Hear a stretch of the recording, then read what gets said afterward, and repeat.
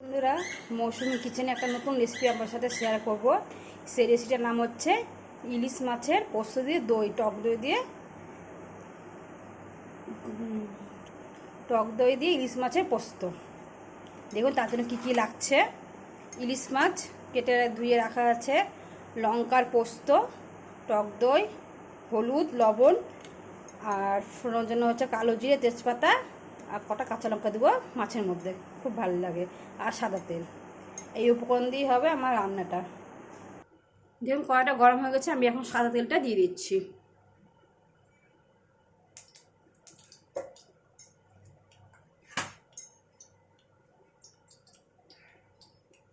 ইলিশ মাছের মধ্যে লবণ হলুদ দিয়ে মেখে নিচ্ছি এবার আমি।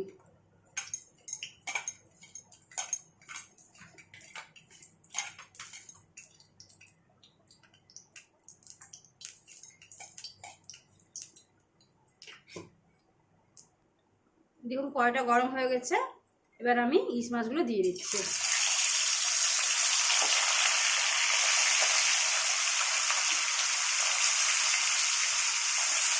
এটা আমি হালকা করে ভেজে নেব। দেখুন মাছটা ভাজা হয়ে গেছে, এবার আমি তুলে নিচ্ছি।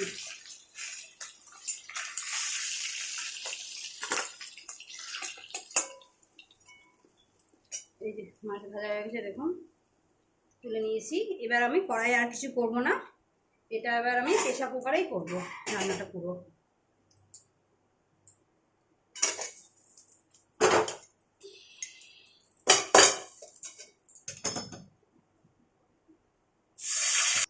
প্রেসার কুকারটা গরম হয়ে গেছে, আমি এর মধ্যে সাদা তেল দিয়ে দিচ্ছি।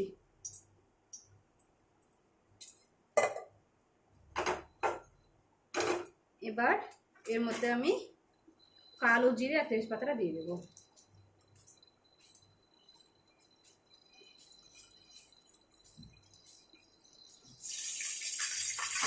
এটা গরম হোক, ততক্ষণ আমি পোস্ত ব্যাটারটা তৈরি করে দিচ্ছি। এটা পোস্ত আর লঙ্কা বাটা আছে, এর মধ্যে আমি কাঁচা লঙ্কাটা দিয়ে দিচ্ছি, পরিমাণ মতো লবণ, হলুদটা আমি দিয়ে দিচ্ছি এর মধ্যে, আর এর মধ্যে আমি পরিমাণ মতো টক দই দিচ্ছি। এই যে টক দই আমি খুব বেশি দেবো না, 3 চামচের মতন দিলাম।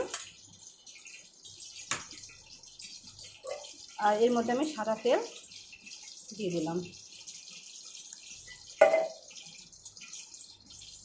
এটা আমি ভালো করে পেস্ট করতে ব্যাটারটা ঠিক করে নিচ্ছি, সব একসাথে মিক্সড করে নিলাম।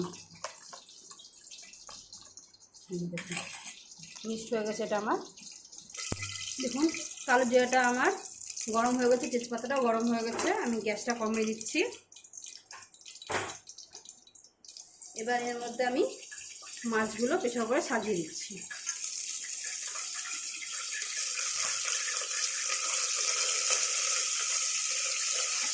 যে ব্যাটারটা আমি তৈরি করেছি, এই ব্যাটারটা আমি এর মধ্যে দিয়ে দিচ্ছি।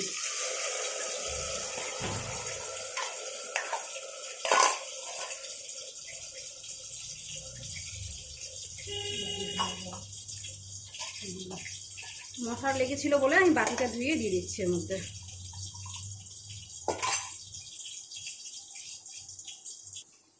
দেখুন এবার আমি ঢাকাটা লাগিয়ে দেবো। আমি কিন্তু সিটি দেবো না, এটা ভাপে রাখবো। একদম সিটি দেবো না, এটা আমি ভাপে রাখবো, তাহলে আমার ইলিশ মাছটা রেডি হয়ে যাবে। দেখুন এটা হয়ে গেছে, আমি সিটি দেবো না, তার জন্য আমি গ্যাসটা বন্ধ করে দিলাম। দেখুন ইলিশ মাছটা আমি এবার প্রেসারটা খুলে দেখবো কেমন হয়েছে। দেখুন কত সুন্দর হয়েছে,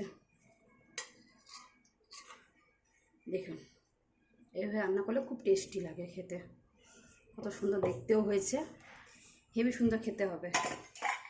আপনারা বাড়িতে এভাবে করে খাবেন, খুবই ভালো লাগে, চটপট রান্নাও হয়।